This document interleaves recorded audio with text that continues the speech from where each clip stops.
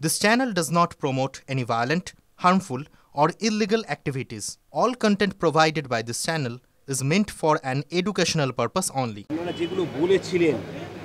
আগে যেগুলো বলেছিলেন যে ঝাড়গ্রাম মালদা কলকাতা ডায়মন্ড হারবারে বহিরাগতরা ঢুকছে সেই খবরে মানে সিলমোহর দিচ্ছেন মুখ্যমন্ত্রী বলছে বাইরে থেকে জঙ্গি এসে যেন সেন্টার না পায়। দেখুন এগুলো কথা না আর উত্তর দিতে ইচ্ছা করে না। প্রথম কথা, একজন রাজ্যের মুখ্যমন্ত্রী যেভাবে এই ধরনের প্রশাসনিক সভা করে সেটা ভাড়ামো ছাড়া আর কিছু বলা চলে না। ফলে এই ভাড়ামো নিয়ে কোনো উত্তর আমি দিতে রাজি নই। মাদারিহাট কেন্দ্রে তৃণমূল জিতলেও কোনো প্রতিশ্রুতি রাখছেন না তৃণমূল, ক্ষোভ উগড়াচ্ছেন স্থানীয়রা। মমতা ব্যানার্জি একসময় বলেছিলেন প্রতিশ্রুতি মানেই প্রতারণা। এখনও ওনাকে যারা চেনেননি বাদবাকিটা চিনে যাবে। দেখুন, সর্বভারতীয় প্রতিনিধি দল এই মুহূর্তে টোকিও পৌঁছেছে, আর দেশের অভ্যন্তরে সেই বিষয় নিয়ে কোনো মন্তব্য করাটা এই মুহূর্তে আমার কাছে আমার কাজের পরিধির মধ্যেও পড়ে না। এই ব্যাপারে যা বলার সেটা রাষ্ট্রীয় প্রবক্তারা বলবেন।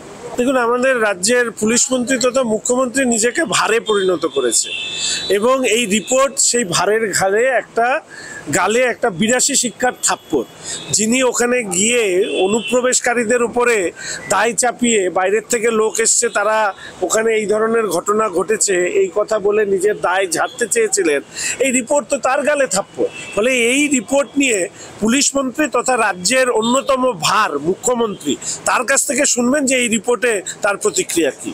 মুর্শিদাবাদে নতুন করে হিন্দুদের উপর হিংসা শুরু হয়েছে, মুর্শিদাবাদের পরিস্থিতি নিয়ে কি বলবেন? দুর্ভাগ্যজনক, এই রাজ্যে যতদিন তৃণমূল কংগ্রেস সরকার রয়েছে এই ধরনের ঘটনা বারবার করে ঘটবে। স্বাধীনতার পরে হিন্দুদের পশ্চিমবঙ্গ থেকে উদ্বাস্তু হতে হচ্ছে, এই ঘটনা প্রথম ঘটেছে মুর্শিদাবাদে। ফলে এর দায়িত্ব সমস্তটাই মুখ্যমন্ত্রীর উপরে বর্তায়।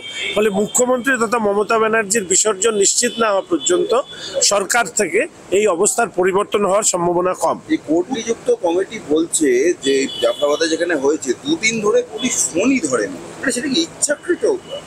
দেখুন, পুলিশ সামগ্রিকভাবে পুলিশের আমি যেটুকু বুঝি যে পুলিশ মন্ত্রী, রাজ্যের মুখ্যমন্ত্রী, তার নির্দিষ্ট ব্র্যাকেটে থাকা বিভিন্ন আইপিএস অফিসার, তাদের নির্দেশের উপরে পুলিশ চলে।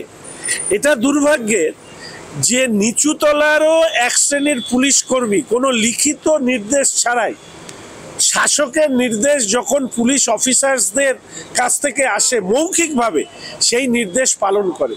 পুলিশ ওখানে নিষ্ক্রিয় ছিল না, পুলিশ ওখানে সক্রিয় ছিল এইভাবে যাতে ওখানে যারা দাঙ্গা করছেন, ওখানে যারা অত্যাচার করছেন হিন্দুদের প্রতি, তারা যাতে কাজটি সুন্দরভাবে সমাপন করতে পারে তার ব্যবস্থাটাকেই নিশ্চিত করতে চেয়েছিলেন পুলিশ। ফলে সেই অর্থে পুলিশ তো সক্রিয় ছিল, নিষ্ক্রিয় ছিল না।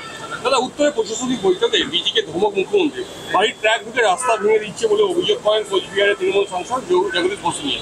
তারপরেই ধমকের সঙ্গে মুখ্যমন্ত্রী বলেন গ্রামের রাস্তায় ওভারলোডের ট্র্যাক ঢুকবে কেন?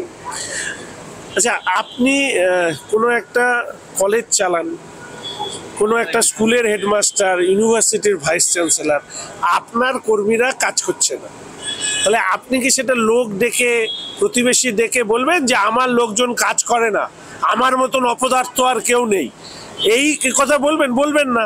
তাহলে আপনারা ওখানে যান কেন?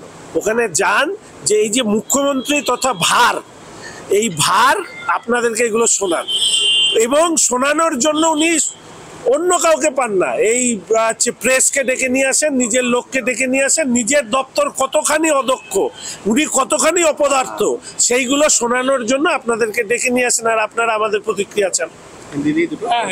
বলছি এই ১৬ দিন হয়ে গেল বিকাশ ভবনের সামনে চাকরিহারারা বসে রয়েছেন,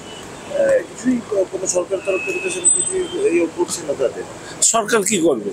সরকারের লোকরাই এই চাকরি হারানোর পেছনে মূল কারিগর। ফলে সরকারের তো কিছু করার নেই, বরঞ্চ মুখ্যমন্ত্রীর কাছে গিয়ে প্রশ্ন করতে পারেন যে এই চাকরি হারাদের মূল যে দায় এই মুহূর্তে কোর্টের কাছ থেকে বা আমরা যতগুলো রায় শুনেছি তার মধ্যে অন্যতম হচ্ছে পার্থ চ্যাটার্জি।